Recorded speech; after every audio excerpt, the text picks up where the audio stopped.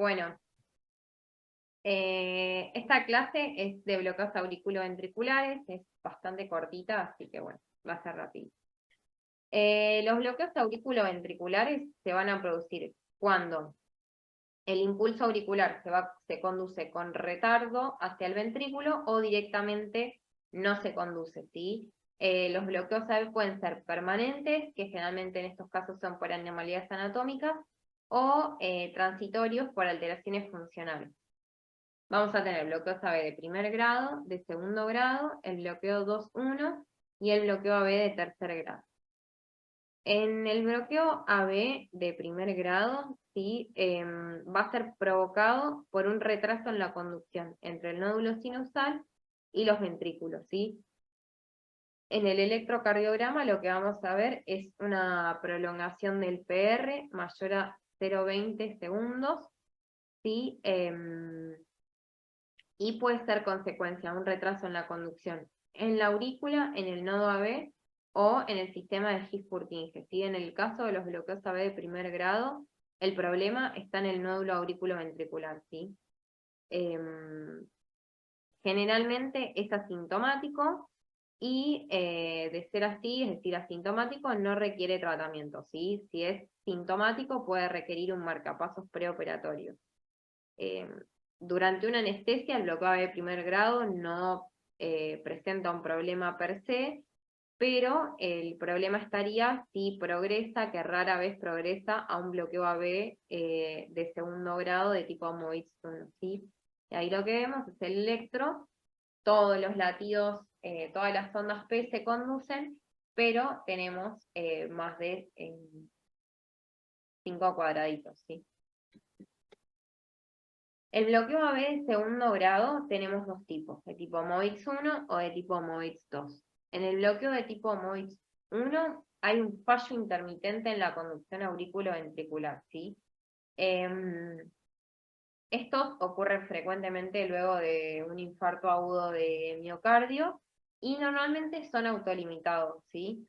Lo que vamos a ver en el electro es un alargamiento progresivo del PR hasta que un impulso no se conduce. Eso se llama conducta de Wenckebach, ¿sí? En el caso de que tengamos un ritmo sinusal estable, el ciclo de bloqueo generalmente tiene una relación PR fijo, que puede ser 3,2, 4,3 o 5,4, según cuál es la onda P que no se conduce. Ahí lo que vemos es un alargamiento del PR hasta que una no se conduce. En el tipo MOIX 2 es un bloqueo en la conducción del impulso sin un alargamiento previo del PR, como veíamos en el anterior. En el electro lo que vamos a ver es una onda P que no se conduce, asociada a intervalos PR constantes tanto antes como después del impulso bloqueado. Puede anteceder al síncope y al bloqueo AB completo, puede acompañarse de algún bloqueo de rama, tanto derecha como izquierda. El problema en este caso está en el sistema de His-Purkinje, es decir, distal al nódulo auriculoventricular. Y bueno, como puede acompañarse de bloqueos intraventriculares, estos pacientes pueden tener un bloqueo AB con un QRS ancho, ¿sí? Este tipo de bloqueos sí requiere sí o sí un marcapasos, ¿sí? En el caso de que tengamos que hacer una cirugía de emergencia, podemos poner un marcapasos temporal, por ejemplo, el de los el transcutáneo o endovenoso, hasta la colocación de un marcapasos definitivo. El bloqueo 2.1, sí, no se pueden clasificar ni como bloqueos de tipo 1 o tipo 2, porque lo que tenemos es una onda P que se conduce, una que no, una que sí y una que no. Generalmente se localiza en el nodo AB o en el sistema de His-Purkinje, y el bloqueo de segundo grado de tipo 1 o de tipo 2 pueden presentar progresiones o regresiones a 1-2-1. En este caso, no requiere tratamiento previo a cirugía.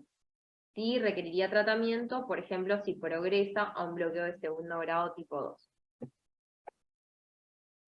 En el bloqueo AB de tercer grado se va a caracterizar por un fallo en la conducción del impulso al ventrículo en cada onda P, ¿sí? Es decir, después de cada impulso auricular. En este caso lo que se produce es una disociación auriculoventricular completa y vamos a tener frecuencias auriculares que van a ser superiores y distintas a las frecuencias ventriculares. Puede ser tanto congénito como adquirido, puede estar localizado en el nódulo AB, en el haz de His o en las ramificaciones del haz de His.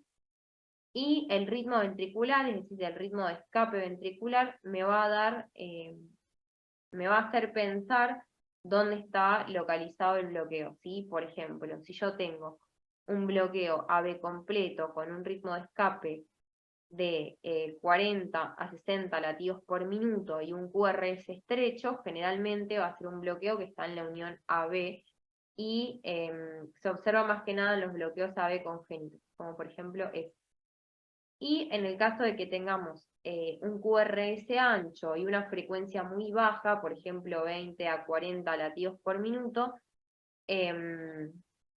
se da más que nada cuando el bloqueo se encuentra en el sistema en el haz de His o en sus ramificaciones, y generalmente suelen ser los bloqueos de tercer grado adquiridos. En cuanto a las causas, tenemos causas transitorias y causas definitivas. Causas transitorias a ver si pongo esto. Causas transitorias, por ejemplo, fármacos como betabloqueantes, bloqueantes cálcicos, dioxina o antiarrítmicos. Causas hipoxia, alteraciones electrolíticas, estimulación vagal, hipotermia, hipotiroidismo. Causas permanentes, fibrosis degenerativa, isquemia, causas infecciosas como chagas, endocarditis o miocarditis, enfermedades relacionadas al colágeno, enfermedades neuromusculares o después de una cirugía cardíaca. ¿Cuál es el tratamiento de este tipo de bloqueos? Bueno, primero es identificar y tratar las causas reversibles, por ejemplo, si hay alguna alteración hidroelectrolítica, mientras evaluar la permeabilidad de la vía aérea, administrar oxígeno, conectar un monitor cardíaco, tomar la TA y colocar un acceso endovenoso. Sí está disponible hacer un electrocardiograma de 12 derivaciones, pero sin retrasar el tratamiento, ¿sí? Lo que hay que establecer en estos casos principalmente es si el paciente asociado a esta arritmia tiene signos o síntomas de, por ejemplo, mala perfusión periférica o inestabilidad hemodinámica. ¿Sí? Estas dos cosas me van a determinar el tratamiento urgente del paciente. En situaciones agudas lo que vamos a usar, fármacos vagolíticos, ¿sí? Atropina, 1 miligramo cada 3 a 5 minutos, con un máximo de 3 miligramos, y al mismo tiempo, en estos casos de que sea necesario, vas solicitando un marcapasos transcutáneo, ¿sí? Hay que tener cuidado en los pacientes que tienen un bloqueo AB y sospechamos, por ejemplo, que puedan llegar a tener algún tipo de isquemia o angina inestable, porque me va a empeorar aún más la isquemia, el aumento de la frecuencia cardíaca. No se recomienda tampoco la atropina en los bloqueos AB de segundo grado de tipo 2 y en los bloqueos AB de tercer grado con QRS anchos, porque la ubicación del bloqueo me puede, seguramente esté en un tejido infranodal, entonces la atropina no nos va a ayudar en estos casos. Bien, en el caso de que la atropina sea ineficaz, lo que hacemos es una estimulación cardíaca transcutánea, ¿sí? Y si no, lo que podemos hacer, o si no tenemos, o lo tienen que ir a buscar, es empezar una infusión de adrenalina de 2 a 10 gamas minuto, o dopamina de 5 a 20 gamas kilo minuto, valorando la respuesta hemodinámica del paciente, ¿sí? Nuestro objetivo en este caso es lograr la estabilidad hemodinámica. Es bastante, en el caso de que sea una arritmia que ya está instalada, es bastante improbable, ¿sí?, que el paciente responda a 1 o 2 inyecciones de atropina y ya está así. A veces es preferible tratarlas de entrada con estimulación beta-adrenérgica o con un marcapasos transcutáneo.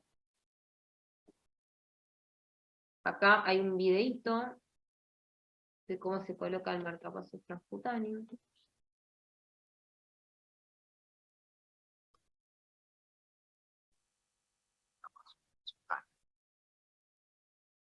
El paciente presenta una bradicardia sintomática y estos síntomas no se den al empleo de medicaciones. Emplea un marcapasos transcutáneo como medida de transfusos. El aire está llegando. El puerto queda libre. Cable que servirá de conexión a los parches del marcapasos. Estos parches sirven si se requiere para desfibrilar. Coloque los parches sobre el pecho desnudo del paciente. Uno de los parches va en la región dorsal izquierda y el otro en el área por debajo de la tetilla izquierda con la línea medio clavicular. Active el modo marcapasos en el equipo de desfibrilación. Procure la frecuencia en 80 latidos por minuto. Aumente progresivamente la energía de salida hasta observar que hay una salida seguida de un complejo QRS, ancho de despolarización ventricular. Esta captura eléctrica debe acompañarse de la mejoría en la frecuencia del pulso a la palpación. Solicite evaluación urgente por el especialista para que coloque marcapasos endovenoso.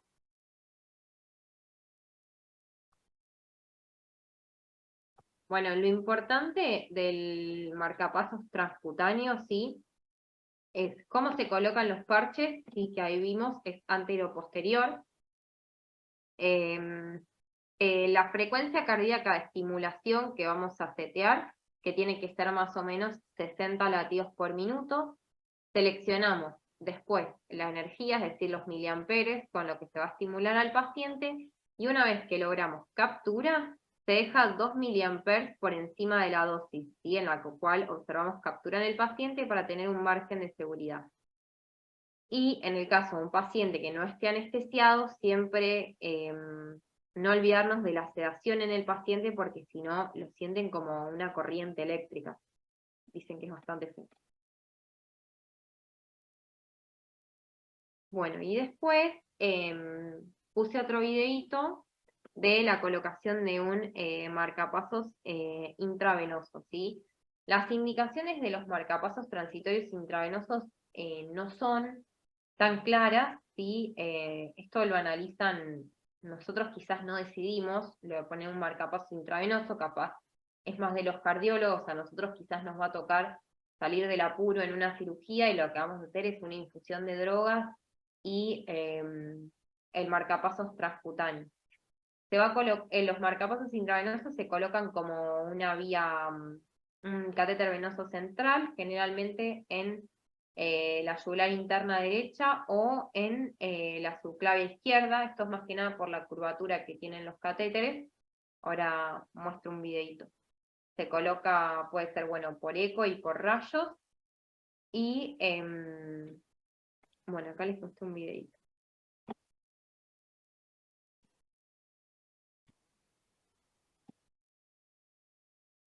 Me deja ponerlo en grande, pero...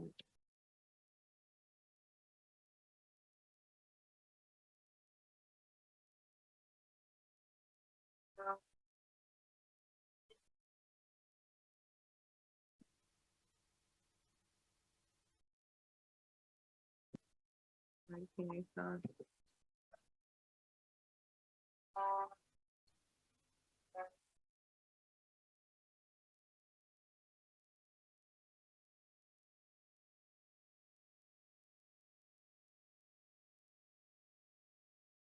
Ese que veíamos recién.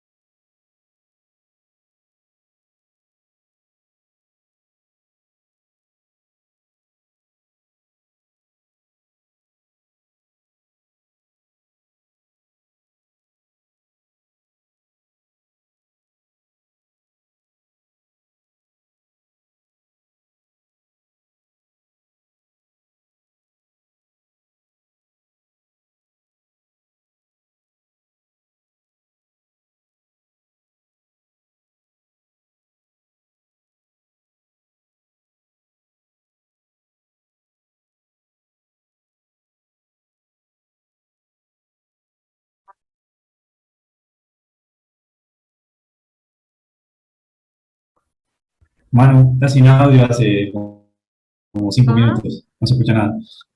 No, que hace como 5 minutos que no se escucha nada. Por lo menos lo ¿No del se ve el video y todo eso video? no se escucha nada. El video ¿No sí, se pero ve no el se escucha video? nada. Pero no tiene, ¿No no, tiene sonido? no, Ah, o listo. sea, tiene una musiquita nomás, pero no es que te explica, te muestra. No sé qué escuchar. A ver, algo me dice. Tenía como una musiquita el video, pero no es que te hablaba y te iba explicando. Listo, listo. No, pasa que como tenés el micrófono muy bajo, capaz que por eso no se escuchaba ni la música, pero no, no te preocupes. Pero bueno, no, eso era, ahí terminó. Más que nada de cómo se coloca, que nosotros intravenosos dudo que tengamos que poner alguna vez, porque lo que usamos más que nada es transcutáneo e infusión de droga, pero bueno, si alguna vez tienen que hacerlo o algo, es más que nada como una vía central en yugular derecha o subclavia izquierda. Meten el catéter hasta que tienen la imagen de bloqueo de rama izquierda en el electro y lo van seteando, como decía ahí, miliamperes por encima de lo que captura y una frecuencia cardíaca que me genere un buen volumen minuto en el paciente, ¿sí? Pero bueno, esto obviamente es transitorio hasta que el paciente le puedan poner un marcapasos definitivo. Y bueno, nada más con esta clase. Gracias, Manu. ¿Alguna duda, alguna pregunta? No, todo claro. Muy bueno, Manu. Bueno, nos vemos mañana en el OSPI entonces. Gracias, Manu. Adiós. Gracias. Chao, chao.